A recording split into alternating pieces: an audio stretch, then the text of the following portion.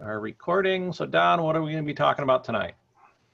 Well, one thing I don't think we've covered or I've mentioned is a lot of people want to take commercial beekeeping courses. And I guess they don't really realize, and I notice when I get new students or a student that's been a student a little bit and they come and actually work in a situation where it's commercial, it's, uh, it's a lot more work, I guess, than what a lot of people expect. We have Melissa here today. She's from upstate Illinois up there. And it's like a lot of times they think that you're just using them for work, but I try to put them through the paces of what they would do. It's different than having a half a dozen or a dozen hives behind your house. We went to, Melissa and my son-in-law and Jerry, we all went to several bee yards, and we pulled off probably, I don't know, maybe 20, 25 deeps from each yard. And we've done about 2.5, 3 barrels of honey just on just 2 yards. And we got, I'd say, another 200 in 2 other yards. And then we got about 450 in other yards. And all we're doing right now, these are called 10 frame, double deep, and they're set up just to shake bees out of. All right. So we're pulling anywhere from 2 to 3, and some of them even 4 frames deep, sealed honey. And right now we got a floor in there that, it's like a Velcro. You walk on it and crackles and crunches because it just, you run out of room and it's a mess in there. What we needed to do is put a big sheet, like a 10 by 30 piece of plastic down, and get all of the stuff stacked there, because no matter how careful you get, when you got a couple of knives going and you're uncapping honey and you got 4 or 5 people in a row handing stuff from one to the other, you're getting drips and it's on and on. So, but if you're thinking of being a commercial student or even taking it, I would suggest go donate some time and work for a commercial person if they'll let you work for them, and just get a feeling of the atmosphere of how things are run.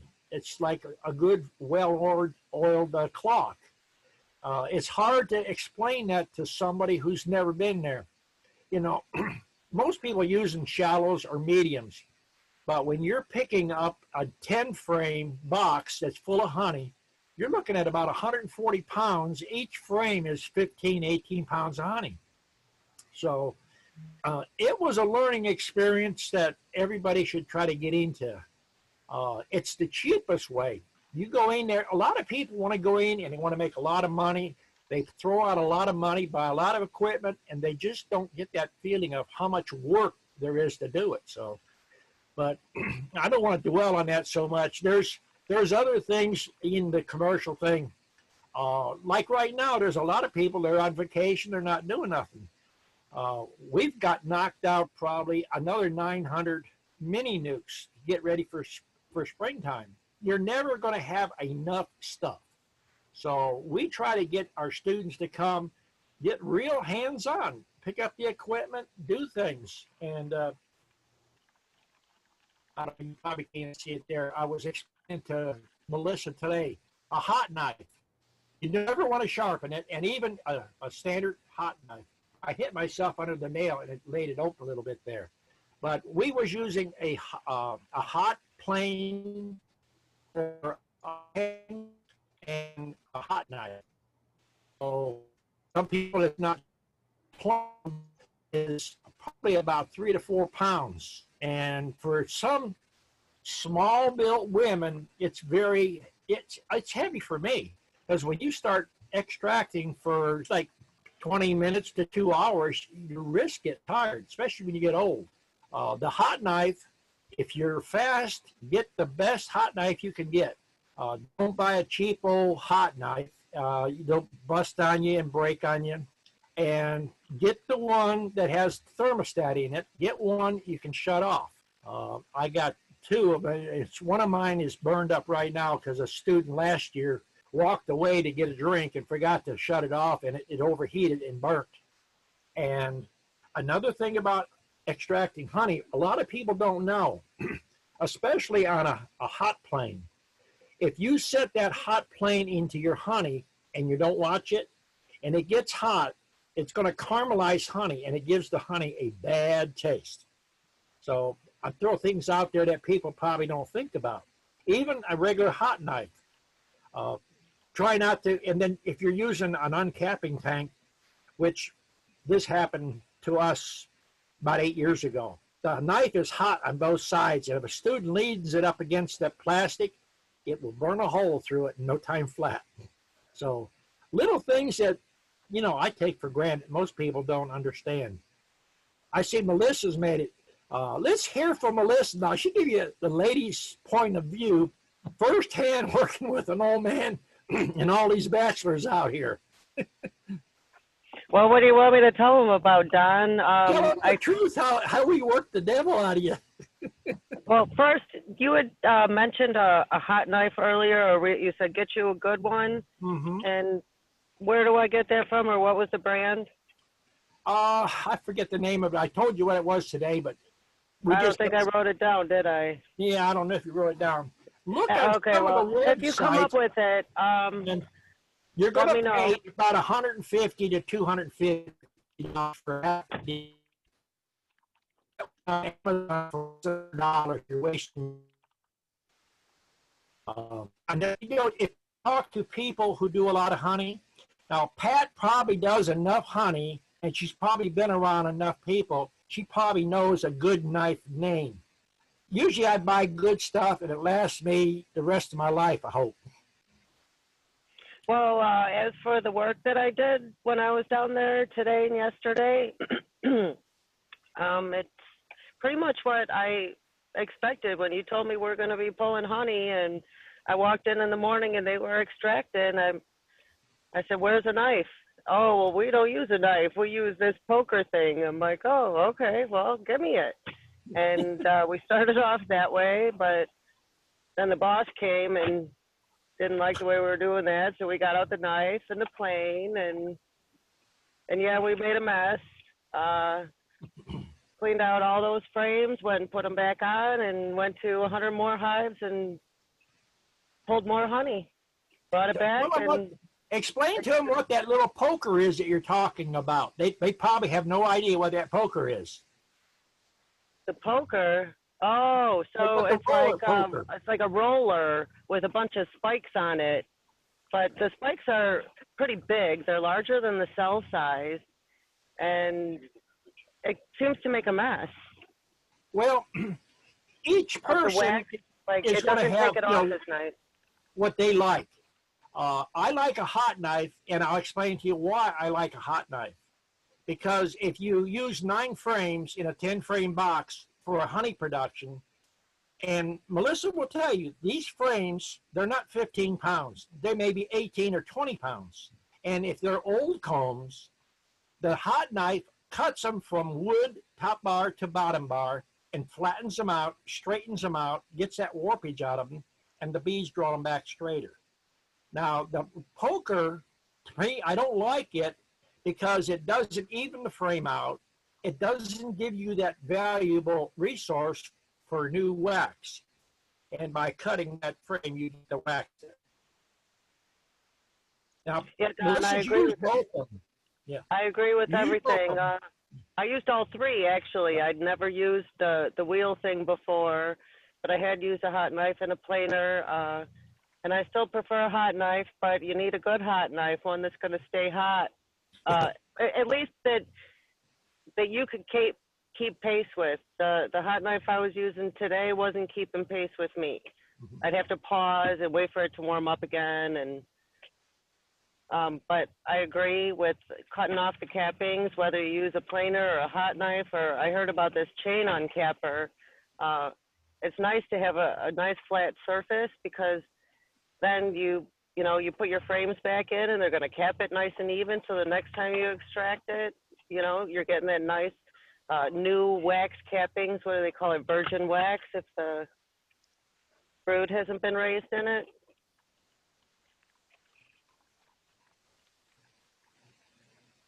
Pat, you want to comment on those knives? You probably have several of them out there, those hot knives.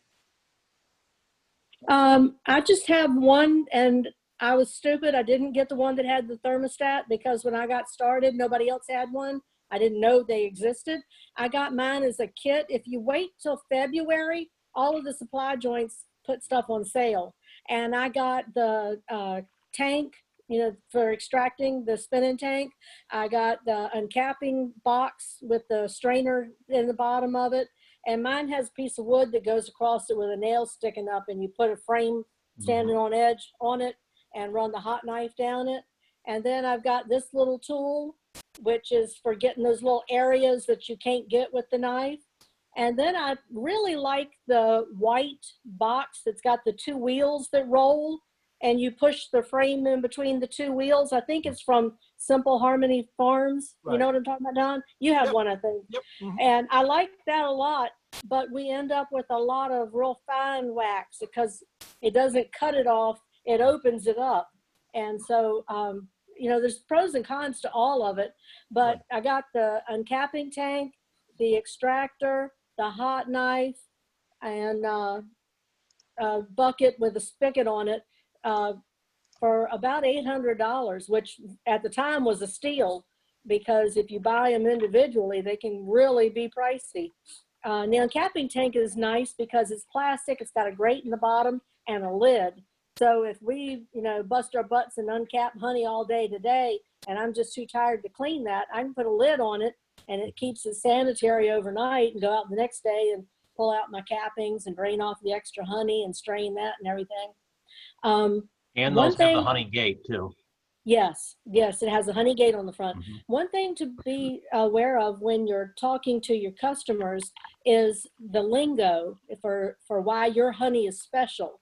Well, I don't use chemicals in my bees, so that's one thing. Don uses fresh wax all the time, so his chemical load is really low.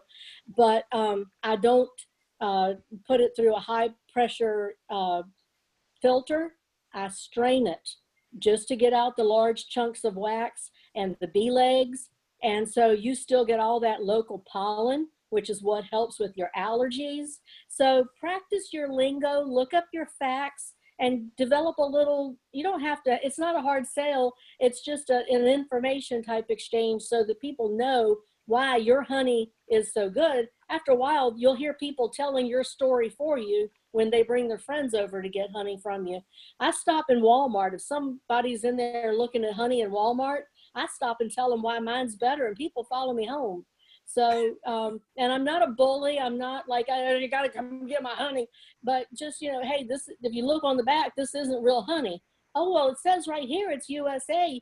Yeah, they brought it into the USA, but look on the bottom. It says Brazil, Canada, China, Georgia. So it's a mixture of anywhere in the world that they can get it the cheapest they can get it. My local honey is so much better because of A, B, and C. So not only is it the uncapping and handling everything in an extremely sanitary way, but it's also that little sales pitch that you develop. Practice on your friends and relatives.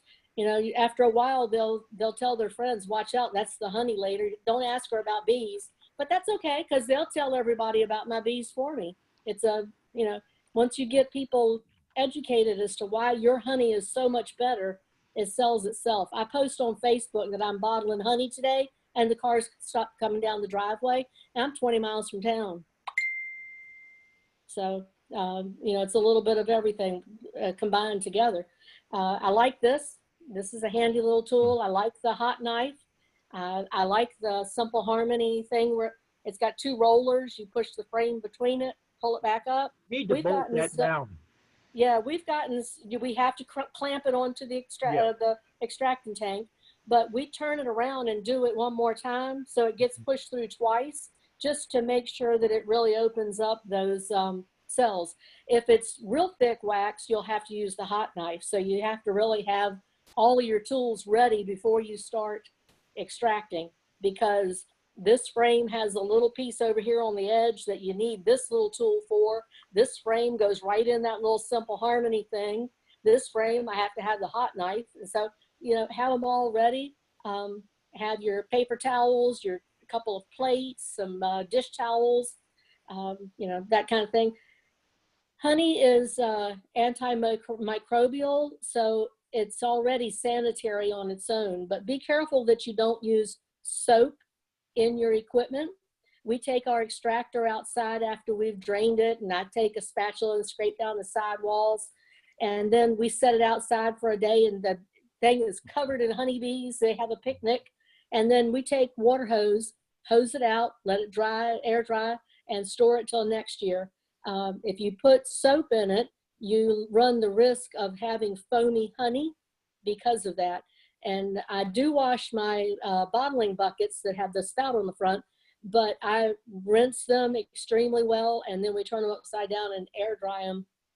And then I'll take a paper towel and run around in there. If it's got any foamy feel to it, I rinse it some more. You want to make sure you don't have any soap residue in anything.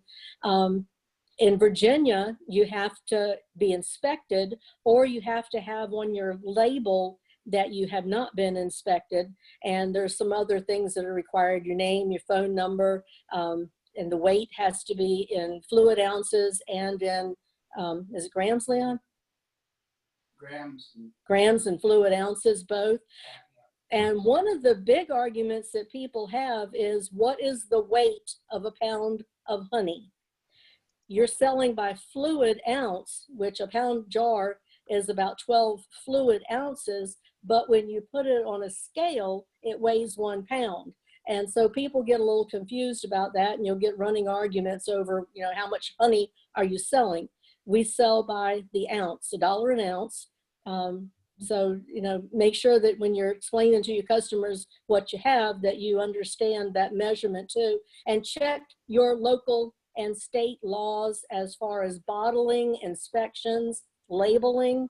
Because if you're out at a flea market or something and you're selling your honey and you haven't been inspected and your state requires it, they can confiscate everything, and they'll come to your honey house and confiscate everything and shut you down permanently if your state requires things. So be sure that you look it up. USDA has listings for different states. So it's easy to find all of that information on the internet. If you keep your honey as natural as possible. Now, I know a lot of people that watch these chats here and watch my Facebook page, watch my Dixie Bee Supply. They see in the window different colors of honey, absolutely clear. I have never in 30 or 40 years run anything through a filter, and I don't heat my honey. I take it from the extractor into a 5-gallon bucket, and it sits there for 2 days, and I take a large serving spoon and I skim it. I clean out my draining tank that I uncapped in. I dump the buckets in there, and then students will fill them up into pints, quarts, or gallons. They sit on the window or on a ledge in direct sun for another 2 days. There'll be very little white foam on it. And you take a teaspoon and skim it. Now, I have customers that like the white foam, but if you run them through filters with so many microns, you not only filter out the legs, whatever, but you take out the minute particles of the pollen that is the beneficial part. Anything in honey, I don't care what you name, it's going to either float or settle in honey. It will not suspend in it. And if your bee operation is that dirty that you have sand in it, which would go to the bottom, then you shouldn't be bottling in that area. And in Georgia, if you're going to sell honey, you have to pull it and have a log book, what time you pulled the honey, what yard, and all your information, your contact information. And you have to have it completely. You can use a simple method, ABC, 1, 2, 3, A, whatever you want, as long as you can go back and pull a jar of honey and say exactly where and when it was pulled. That's in Georgia. And like Pat says, every state is different. If you're going to get into production of honey, now I've mentioned several different knives. When I did honey in South Georgia, we used a steam knife, which is really hot. And I can do one in a second. I mean, it's so hot. You just touch it and it's like liquid butter coming off. I don't think you get as good a honey out of it because you're going to get a little bit of caramelization and discoloring. I prefer the hot knife or a plain if you like it. Those are just a few little things. Yeah. Another thing is you cannot claim that you have a particular variety of honey unless they test it and find that pollen grain at a set level. And so I can say that I'm selling cotton honey because that's the only thing blooming around here. I know that's the only thing they put in there because nothing else is blooming when cotton blooms. And I know for a fact if they test my honey, it's going to come up to that level of pollen grains. So you can't say clover honey and it's spring wildflower. If you're not certain of where it come from, call it wildflower honey, and that can be pollen grains from anywhere, and it covers everything. And another thing, I do not like to take honey from frames that have had brood in the wax before. My honey supers are only used for honey because the cocoons and the trash that each bee has and leaves in that wax as they emerge gets that comb gets darker and darker over use. That gets into your honey and it can flavor or taint your honey flavor. So be real careful that you do not risk that with it. If you're going to sell honey, you're building your reputation and you cannot fix it once you've messed up your reputation for being a quality product that's sanitary and it's a certain variety or it's wildflower or it's good for your allergies. You can't fix that reputation once you ruin it. So make the best product that you can. And most areas require that the honey bottle has a sticker on it, do not feed to infants under 1 year of age.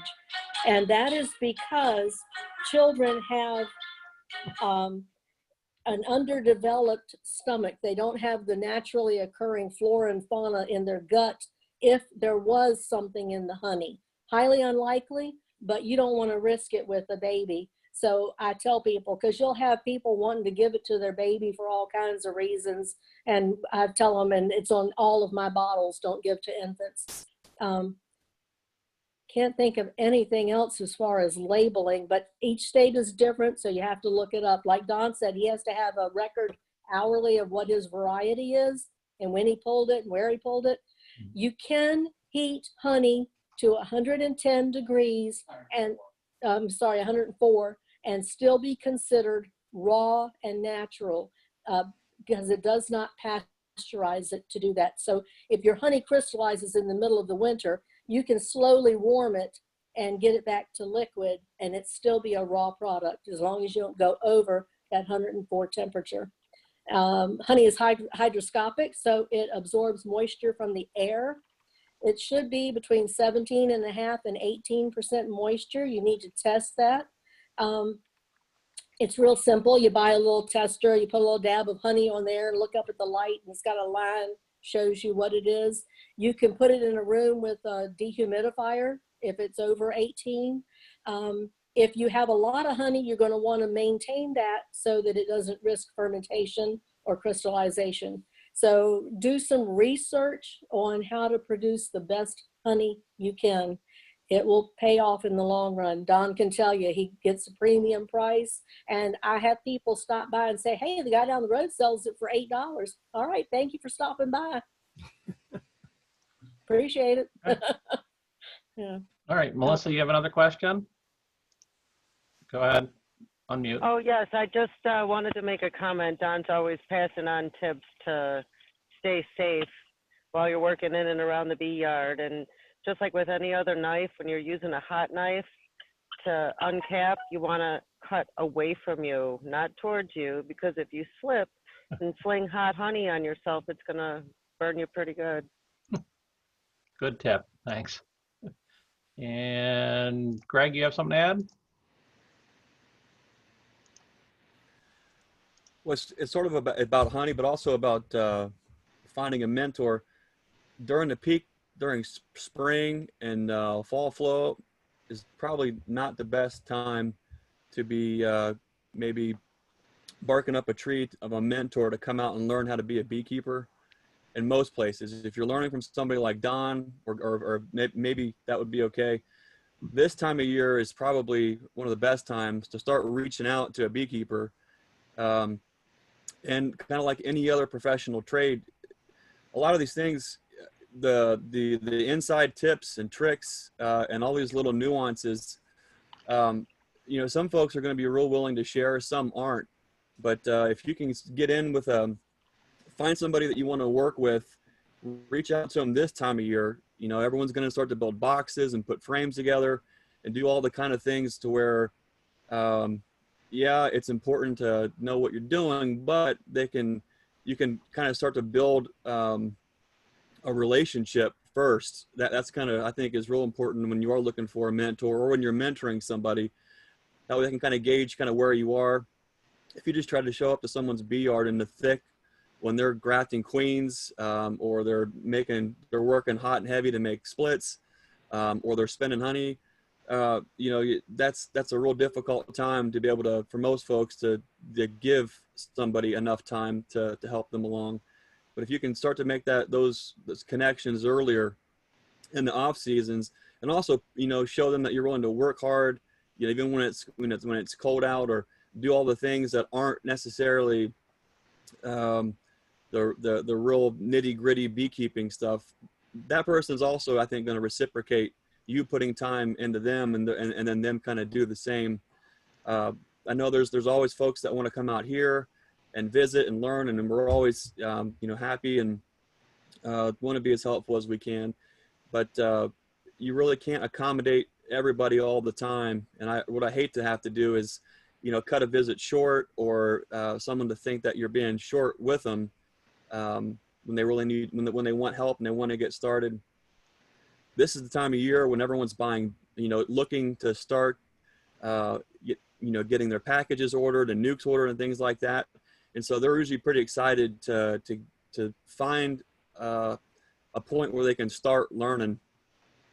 So I just wanted to pass that along. I know a lot of folks listening, you know, there's a lot of beginning beekeepers, but there's a lot of guys who are starting to mentor and kind of show new people how to get off to a good start.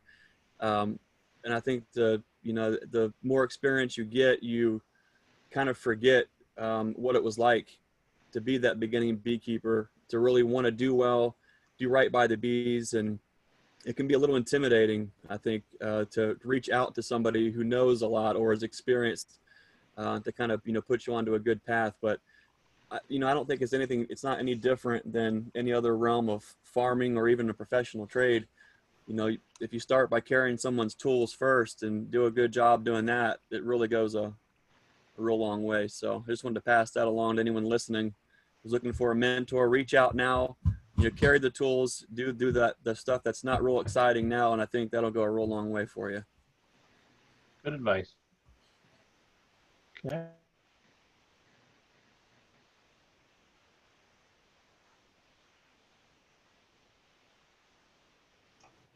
Don, you still awake? No, I'm awake.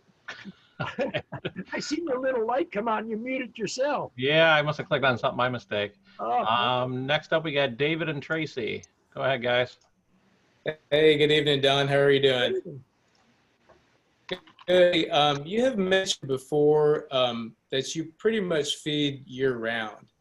And as you get into November, we've been feeding heavy on high fructose corn syrup, and the pollen's coming in pretty well. And, you know, with what space the queens have left to lay, there seems to be enough of that for the winter bees. But how do you approach feeding in November and December specifically before, you know, you launch the bees again with pollen patties in January? well, a lot of it is location. Okay. Like I say, we was pulling honey 2 and 3 frames a deep, and down the road, we've got in this one area here, we got 200 to 300 hives set up at each little location. Now, Stephen's got a yard down about about 8 miles from here, and they was going through them Now those hives, they're going to put buckets of feed on them. And see, just down the road a little bit, we're pulling honey off. And one yard right now is not bringing very, very little pollen in. And another yard down the opposite way, I mean, it's down the road, you know, like 3.5 months. It is bringing white pollen in right now. And Stephen says, what is it? I said, well, it could be beauty bush. I don't know. I said, popcorn bush is a little early here, but different areas, you know, it's like people that go for sourwood. I've had beekeepers up in the mountains. One side of the mountain produces lots, the other side just, there's nothing. So a lot of it's location. You know, I keep saying the same thing, so I'm repeating myself. Lift your hive. If it's got weight, don't bother feeding it. If you're worried about it, open up, look down in it, see if you've got a good cluster. And if you're covering enough frames right now, you know, bees are going to slow down this time of the year a little bit. Yeah, that's a good point. And you know, we've kind of gauged the weight of them a little bit. What we've seen happening is we've been without rain for a couple months, and so there's not a good source of nectar, and they're starting to get into their stored honey. So that's why we were, you know, feeding them with a supplement of high fructose corn syrup. So I think, you know, hopefully we get some rain, but you're right about slowing down in November, December. Probably that's going to slow their consumption. I was just wondering how you typically approach it, and now I understand a little better with just location, what's really happening to your bees in your own area. Some of the hives, like, you know, I should say we got hives that are strictly for shaking. Those are super strong hives. We are covering 20 frames right now. Wow. And I was at one of the yards when they was pulling honey. I think Melissa was over there, and Jerry pulled up 2 and 3 frames. We got 3 and 4 frames in the second box. 3/4 of the frame is covered with brood, sealed right now. So if we get warm weather for another week and then we start getting rain, well, those young bees are hatching out. Things can change in 24 hours or 72 hours. You can change, you know, do a U-turn. Those young bees, and if it's raining, they're going to consume stores real fast. Now, our nukes, we try to feed our nukes, which are our 5-frame nukes or our mini nukes. Well, most of the mini nukes are pulled down and on storage right now. So the 5-frame nukes, we keep an eye on those. Those sometimes have to be fed pretty much. Now, the single 5-frame deeps, they can go a little better, but if you're running medium 5-frame, you usually have to run 2 boxes or sometimes 3 boxes. It just depends on your grouping. And then a lot of it goes on treating. If you haven't done your treatments, right now your mite population is going to start showing up as spotty brood and, you know, sunken caps, and, you know, there's a lot of little things. The hives we checked in the last 3 days, we're checking for beetles, and the really double deeps are not having no signs of beetles, no mites. We've done alcohol washes. We spot check those. You know, on every yard it's got 100 or more. We'll do 5 or 8 of them on a test there. And, you know, some people don't like to do it because you're killing, you know, a good cup of bees. But it's about the only way you can do a good, accurate check. So a lot of it's just pure maintenance, you know. Now this month and then next month, those are the windows where we got to try to paint our stuff up. I've got stuff in the yards now that has been in yards for 2 years and never been painted. So hopefully we got the next, you know, 4 to 5 weeks to get us up a bunch painted. Now Melissa can tell you, you know, she was putting 5-frame doubles together for mini nukes, and there's 800 or 900 of them in the shop right now. Those brand new wood. It's got to be set up, painted. So if you're going to make money at this, you don't stop building. And then you got the point where you have to repair what you got. That's a good point. Yeah, there's a good time, I think, November for sure, when, and even into December, there's a lot of maintenance to do, but you would see that 100-fold what we would for the scale difference. But yeah, it's a good point. And I think it's, you know, with the timing of the mites, and we've kind of found them return, you know, in October. So we've treated them again for 3 weeks in a row, and you can't really stay ahead of those too much because that'll weaken your hive pretty quick. But It's really, they're all in pretty good shape. I just want to not lose track of, their health for the next couple months. And, especially when, we're watching them consume feed and keeping the weight on the hives. I would watch them extremely close this year because I was talking to Jerry today and I said, you remember, it's been a while back, but we had 1 year where we didn't have a winter. There was only 3 or 4 days in the whole year that got down cold, and by noon it was hot. So if that happens, they're going to brood up quick. They're going to go through stores quick. So it's keep an eye on them. I look for us to have a real warm winter and things to be about 4 to 5 weeks early this year. Yeah. Because we're setting dates up now to do our first grafts, and we're going to try to hit our first graft out of here at the end of February, so we have queens out in the middle of March.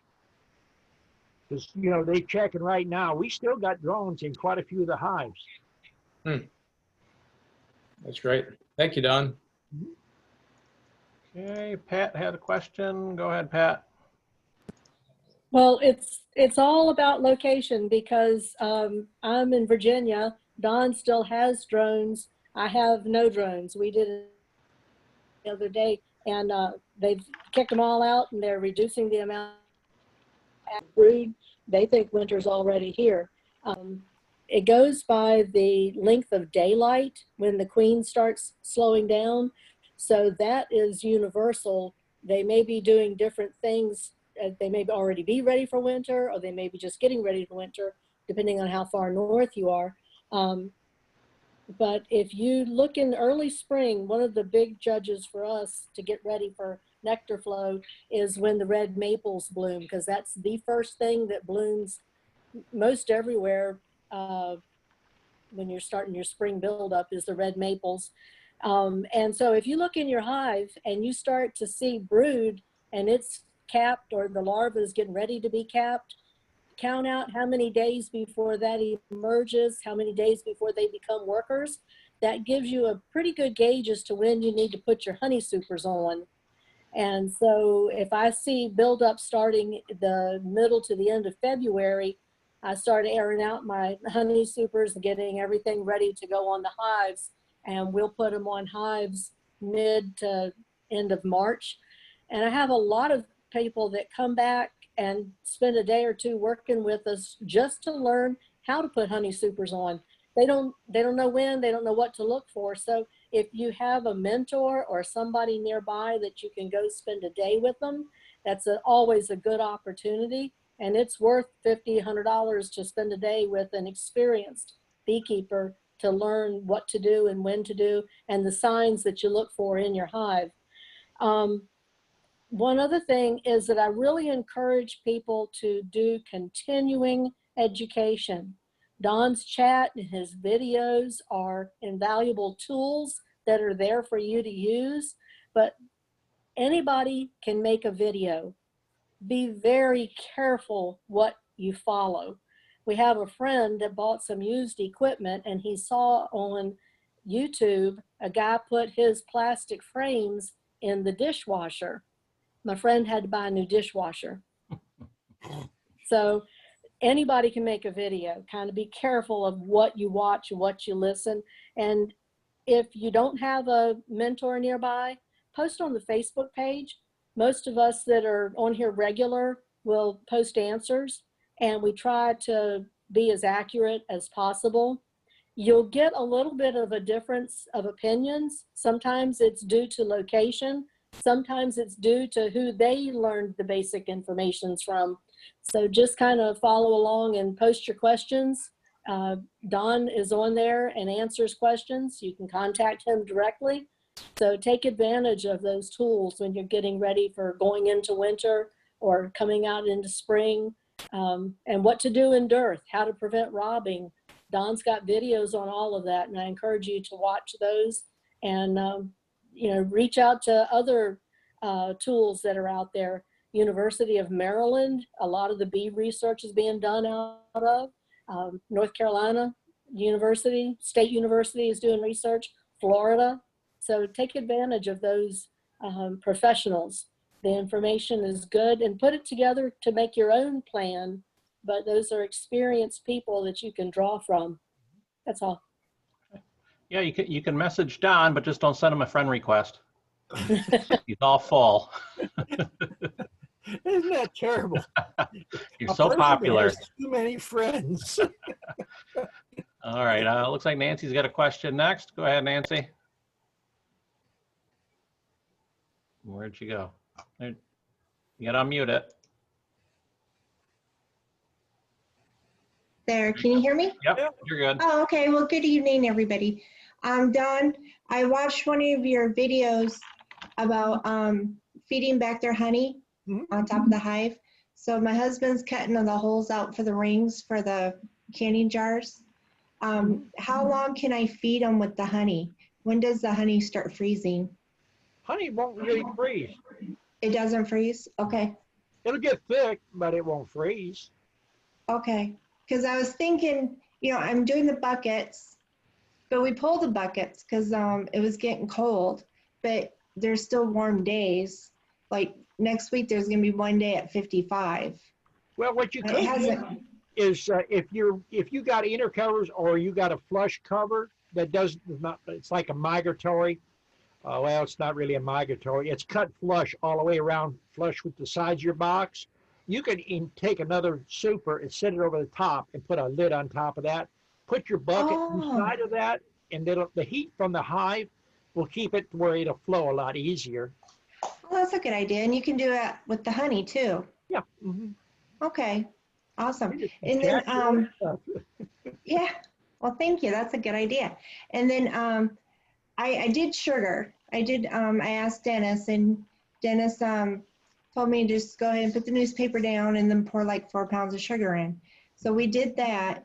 And then, but I'm thinking for later, I want to do those sugar cakes. And I was doing some research, and is there anything else that you put in the sugar cakes before, instead of you use the water and the sugar, but do you put anything else in it, like their oils or anything? I personally wouldn't want to use oils in the cakes.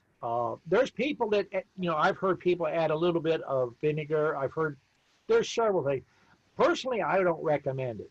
If you put it on the newspaper and take a spray bottle and lightly spray it just a little bit and cover it up, it's going to form a cake. It's going to hold shape and everything, and that's all you need.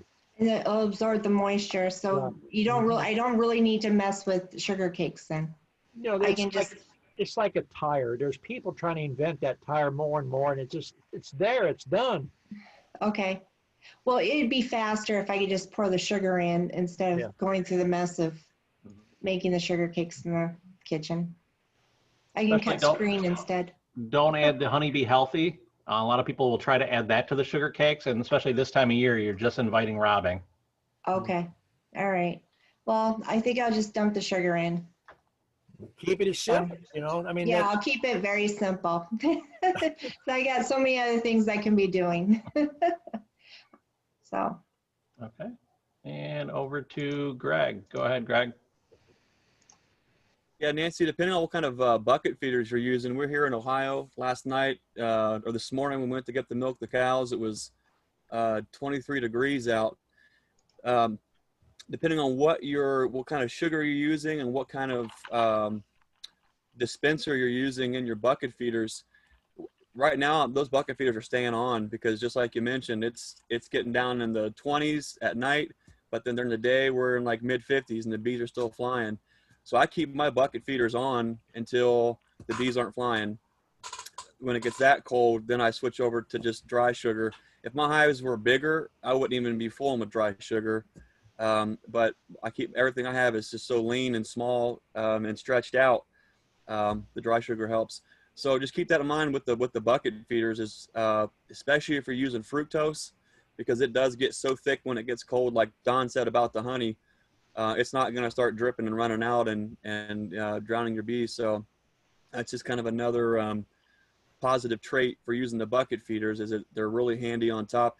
It takes the bucket a little bit to warm up enough to, I think, want to dispense when you're having those big fluctuations in temperature, but it's not drowning bees, and they can still go up there with their proboscis and still get something out of those little holes there, or whatever size hole you put in the plugs there. So for me Okay. here in Ohio, just it's about Thanksgiving is when I finally kind of switch those over. But just something to keep in mind about the bucket feeders, and maybe keeping them on a little bit longer depending on what your dispensation rate's like. Okay. Okay. Yeah, we pulled our buckets off 2 weeks ago, three weeks ago maybe, and did the sugar.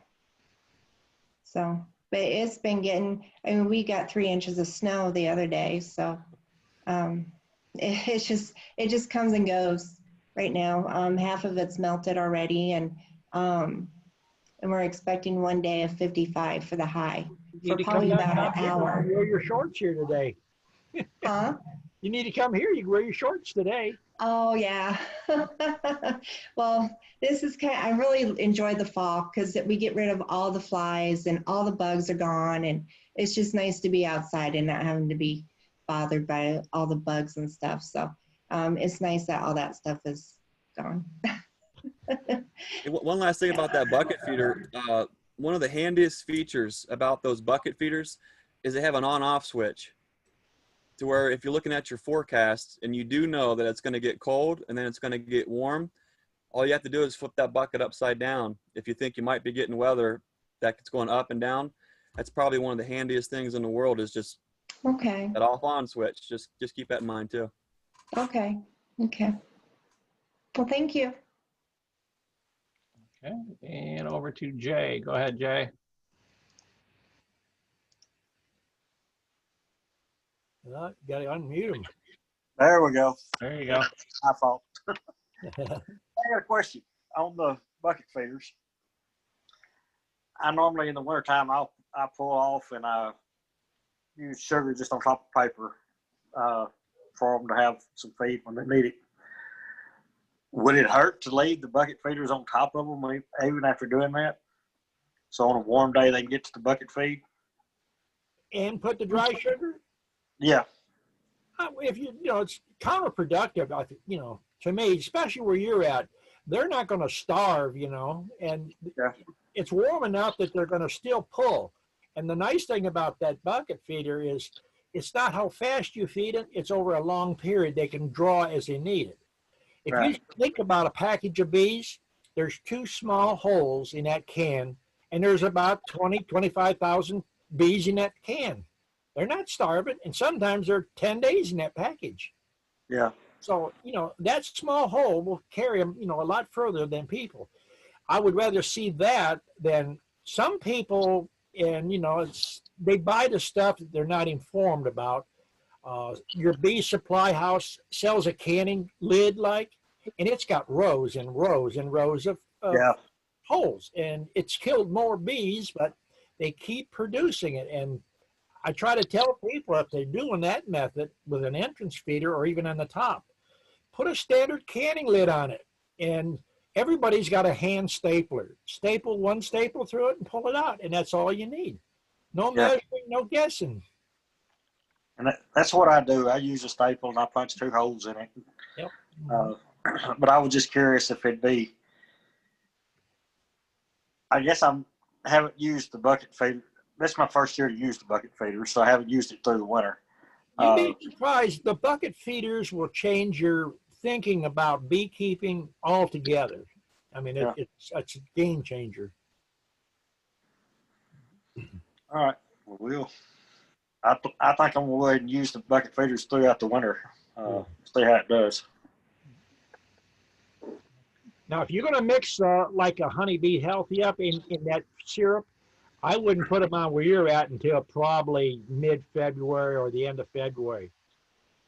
Right now, I'm just using the fructose.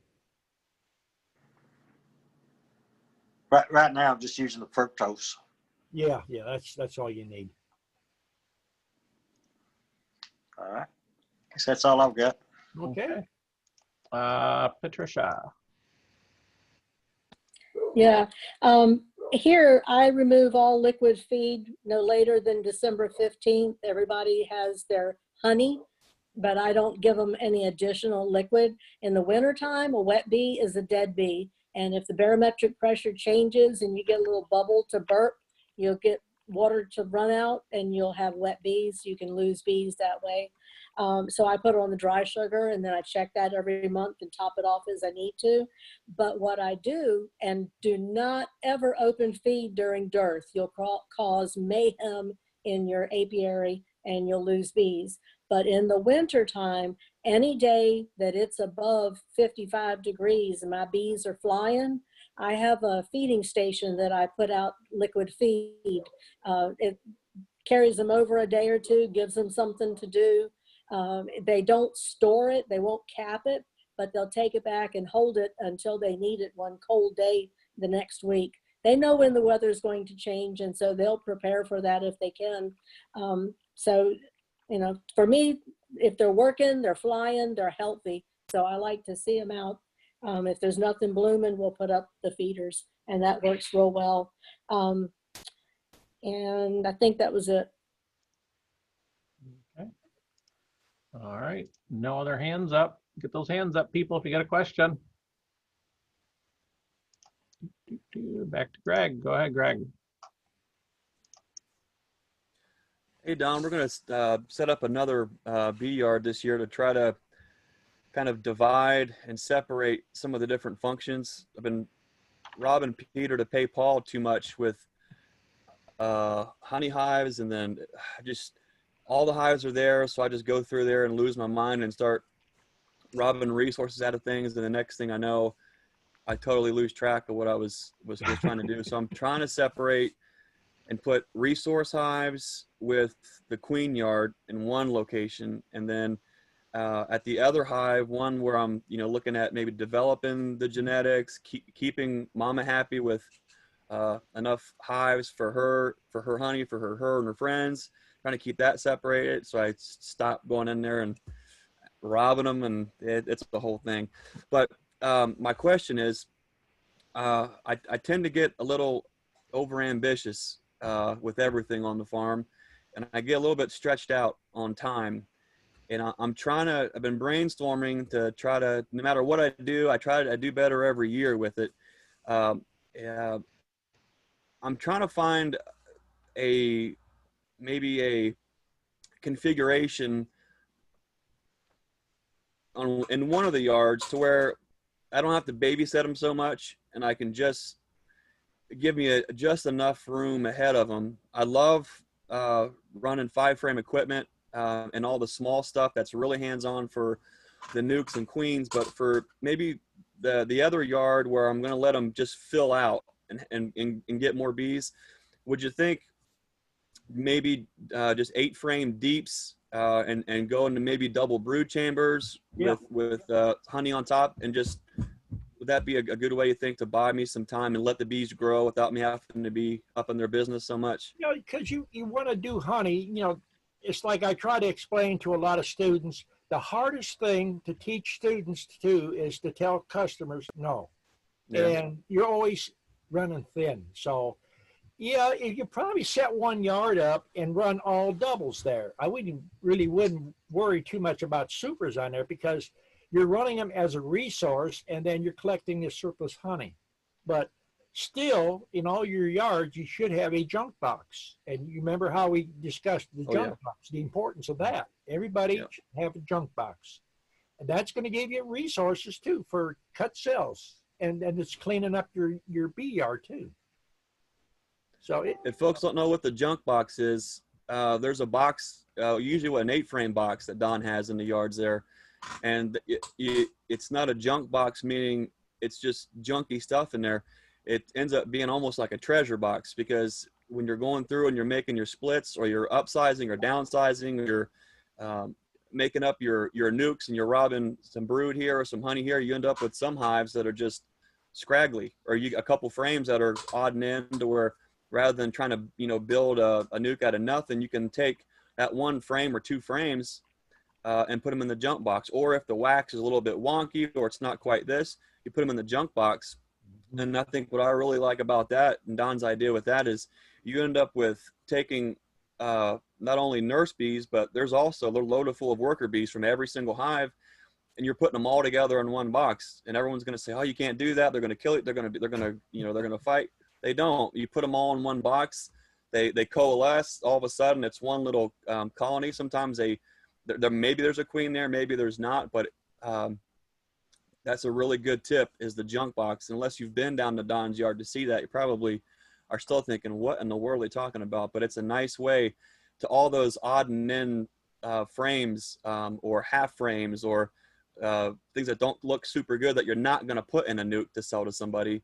Goes in the junk box. Let them build them up, clean them up.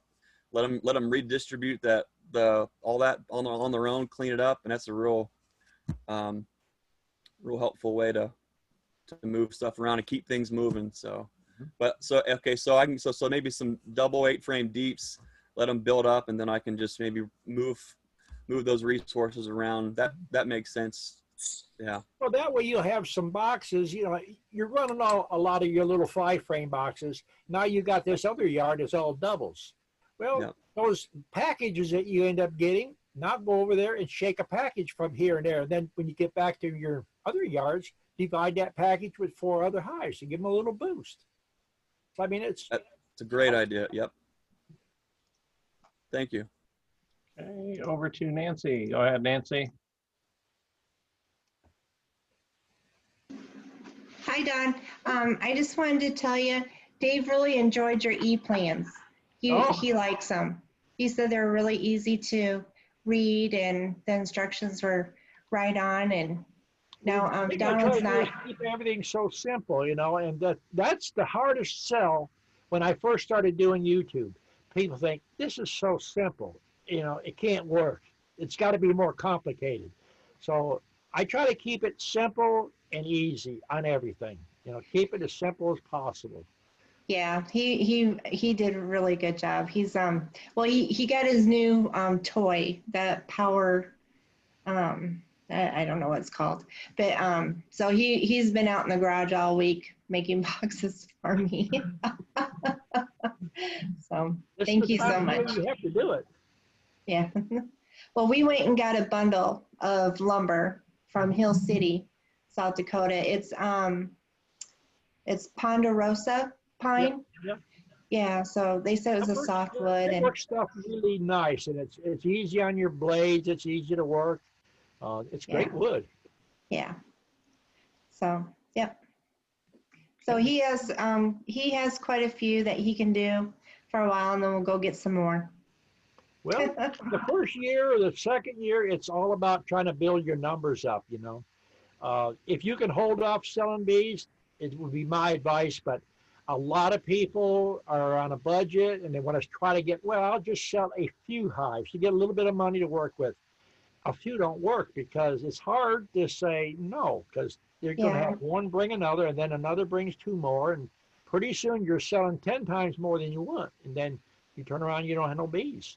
Yeah. Well, I like to first learn how to do it. And I mean, because we're learning a lot of stuff. I mean, we've learned a lot just last summer, and then we still have not gone through the spring yet with the bees. So, I mean, we're still in the process of learning. So we have no desire to sell because we never know how many we're going to have anyway. So you'll get to the point where you'll start selling. Will. Okay. Okay. And, you know, that's, you know, I mentioned on the last chat, there's a lot of people lost a lot of bees because of all the different problems, you know, floodings, you know, fires and all this stuff. So you need to shop and try to get your orders in and stuff, because the prime dates usually start going fast. And we're already starting to book, and I'm booking actually 2 months ahead of what I normally book because of the shortage. And a lot of people are getting into beekeeping because of the virus and that. They want hobbies and stuff that stay at the house to do. So yeah. How did you do with that hurricane that went through? Did you get a lot of wind? We had a few trees knocked down. In fact, I was out cutting one that was busted off about 12 or 15 foot, and it kind of did a pivot, you know, kind of sit there and turned and hit me in the back and put me on the ground, and I had to climb out from it. So I'm going in to get back surgery in December, so I hope I don't have a long stretched out recovery because I can't sit still. I got to be in the bee yard. I mean, Yeah. I've been limping around here today and in the last few weeks. I've got too many commitments going, and it might put a little damper on speaking engagements at clubs, but I got to take care of this yard and got the yard up north, the Stevens yard, and the shop is being built. I mean, there's so much stuff in the shop right now to set up 3 more yards. Since you've been here, Stevens increased about 2,000 hives. Oh, You wow. know, yeah. They just came back from one yard they just set up, and they've been pulling honey off of that yard there. So we're trying to grow and get it set up, you know. Stephen's already saying the I building. think he Not big froze, enough. or I froze. Pardon me? No, I think she froze. She was talking about it, and then she went blank. Oh, okay. All right. So next up we have Jay. Go ahead, Jay. I just want to comment on the junk box. I started that after we talked about it on the chat. And next thing I knew, I was making splits out of that junk box. I'd put everything over but a queen, and next thing I'd know, I'd have a new queen. I'd pull her out and pull a few frames and go again. When you go to a bee club, you mentioned, I got 2 junk boxes. They're going to say, what's wrong with you? You get some strange reactions when you get to bee clubs and you pass on your information and stuff. But you know what? A lot of people don't think about the simple things. They try to make it technical. It should be fun. It's enjoyable. No, I like the junk box. That, like I said, that's free queens. Are you selling any overwintered nukes in Texas this coming spring? Probably not, because I cut. And they was asking prices. So I'm selling overwintered nukes here that are going to Ithaca, New York on one order, and he's paying $250 for them and selling for $375. Yeah. And I talked to Julie, and Julie is kind of worried about how high she can go. I said, you know, you got a product that not a lot of people have, so get what you can out of it. I mean, they sell themselves. My problem is I've got the same problem Greg does. I have a hard time saying no, so I've sold down a little deeper than I meant to. Yeah. Well, the only thing you can do is just keep building them boxes, get those numbers up. I've got a bunch of boxes ready to put together out in the shop now. This is the time to build them. Yeah. Well, that's all I've got, I guess. Okay, Patricia. Yeah, just one more thing about honey. I have a firm 3-day rule. I have to extract my honey no longer than 3 days after I pull my frames. And the reason is, visitors in your hive, there's always small hive beetles, and you say, oh, I only have 1 or 2. Well, they've laid eggs everywhere. You pull that honey off and you put it out in the garage, and you're going to get to it next Friday. All those eggs are going to hatch, and you're going to have a box full of small hive beetles. So we've discovered it through the years that it can get away from, time gets away from you before you realize it. And so don't pull your honey supers on Monday thinking you're going to extract it on Saturday. Watch your timing on them. You don't want the bugs hatching out in your honey. And also, if you pull honey frames from your brood chamber, you don't want baby bees hatching out into your honey. I've had that happen once because I didn't know any better. I find that when I say things at bee clubs, they say, oh, you watch the Fat Bee Man too? So another thing on honey too, you should mention is if you extract your honey, try to get a cap on it quick, because if it sits a day or 2, it will suck moisture out of the air. Yes. Yep. It's a little thing that a lot of people overlook. Yeah. And if you only have 1 or 2 hives, don't buy extraction equipment. See if your local club has some you can borrow, or a nearby beekeeper when he's going to extract his hives, can you go use his equipment for exchange of labor? Sometimes people will say, well, I'll do it for the cappings. It's worth it for the first year or two. You might decide in a year you don't like bees after all, and now you've put all this money into an extractor. It will not sell for the same price used. So you want to be careful about not overextending yourself on your equipment. Like buying a pair of shoes. Try them out before you wear them. Yeah, try a couple of months. Do you want to do a hand crank? It's cheaper, but boy, is it a lot of work. Or do you want to spend that little extra money up front and get a motor on there? And I've seen contraptions where you put the drill into the thing and do it with a drill. You burn up your drills pretty quick sometimes with that. So, you know, try a couple of different ones, or at least go and say, hey, can I help you with your extraction? And it gives you the experience, because there's a lot of work to extracting honey. And if somebody else can show you the little tips and tricks that make it go faster and easier, like they said about the hot knife, if you hold it this way, that hot honey is going to hit your arm. So you want to point your knife with the point going down at all times. So just little things like that you'll pick up, just like in the bee yard from working with another beekeeper that's got a little more experience. And it also might show you what dumb things not to do that they think is the only way to do it, because you run into that too. But yeah. If you're going to do honey on a small scale and you don't want to get an extractor and you can't find an extractor, I'll tell you a tip a lot of the older beekeepers will tell you about. Just take a regular kitchen knife or a wide serving spoon and scrape all the honey off. Go down to your Walmart, buy a cheap pair of pantyhose, put them in the pantyhose, tie a knot, and hang them up in your house. You know, in the kitchen, in the room. But make sure you have air conditioning on when you do that, because if you don't have air conditioning, it'll pull a lot of moisture into your honey. And in 24 hours, you'll have nice dry caps, and it's all in one little container. You can put some water in it, boil it, and now you've got nice clean wax. Yeah, you can lay it on a cookie sheet. $5. Yeah, you can lay it on a cookie sheet, cut it out of the frame, and take your rolling pin, your old grandma's rolling pin, and just roll it and get it out that way too. So don't put the money into an extractor.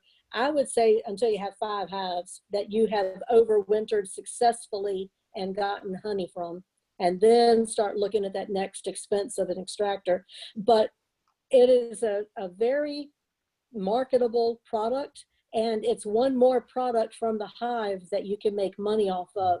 Yes, you can do the commercial beekeeping because we sell nukes and all too, but that's one more product that I can sell. And I can sell that in the middle of the winter when I might not be selling bees. Some of you guys that are going to do it, you might get that honey, like Greg says, his wife does the honey. So that's a product that she can market while he's focusing on marketing the bees. And so it's just another way to bring in income. And it's pretty easy. And knowledge, you know, I mean, you can sit on these chats for a year and absorb enough knowledge and have 2 or 3 hives behind your house, and a new beekeeper or even a club will pay you a speaker's fee to bring some equipment there and demonstrate in different size boxes, what they're for, how to do. I mean, you're looking at your own little business here. You can name your price. Yeah. Yep. We do a bee club, we do a bee school in January, and I charge people to come here to the house, and we do a day-long class and a field day. And I can't run I could run 2 or 3 classes like that. People, they like a smaller setting. They feel more comfortable asking questions with 15 people rather than 30 or 40. And so it's another way to make income off of your bees, especially if you do it in midwinter when you're not in the bee yard. You've already got your honey bottled, Christmas is behind you, and you can go on vacation, come back and have a bee class, and that's one more set of income that you can get. So, yeah. And you can write a book. Go for it, Don. I ain't got time to write a book. I bet you there'd be some good stories. Oh, well, I think my students pass on enough stuff that goes on up here that they probably could write the book. But, you know, the thing that I try to mention tonight is just like this, you know, there's a lot of ways to do everything. Go out, find a mentor. People see commercial beekeepers that, man, you're going to make some money. And it's just like a lot of people go out and buy $3,000 worth of equipment for 2 or 3 hives and never get any honey because they don't have no education. Before you dump, you know, 5, 10, or 50,000 or 100,000 into a commercial operation, go work for somebody. If you work for them for a week for free, it's better than saving $100,000. You know, it's just like small time beekeeping. You put that investment out there and you say, well, nobody told me how hard you have to work. You mean you got to work on Sunday? You mean you work after dark? No vacation? This is what you put up with. But you're working for yourself.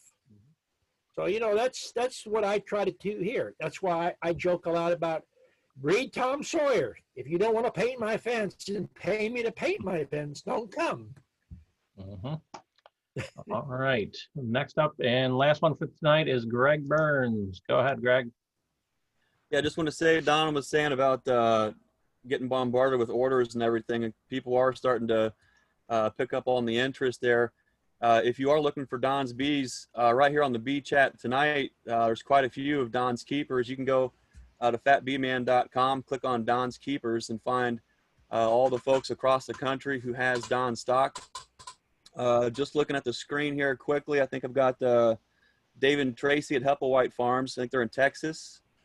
Dennis Crutchfield's over in Missouri.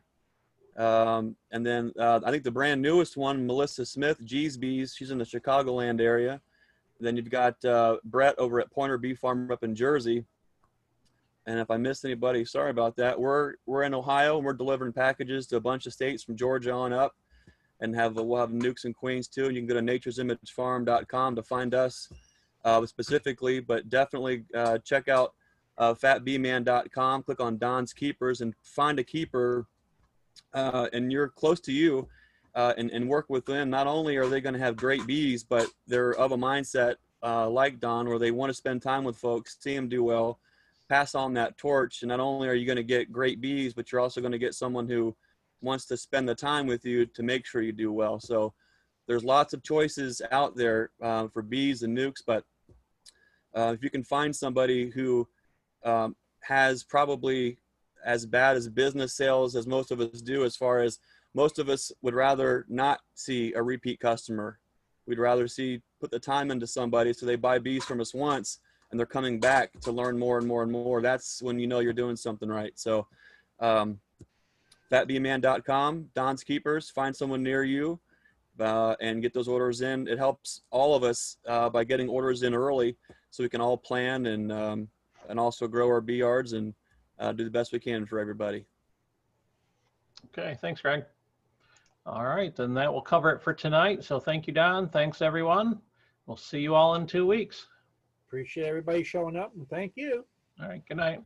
Bye. Hey, Don, when is your surgery?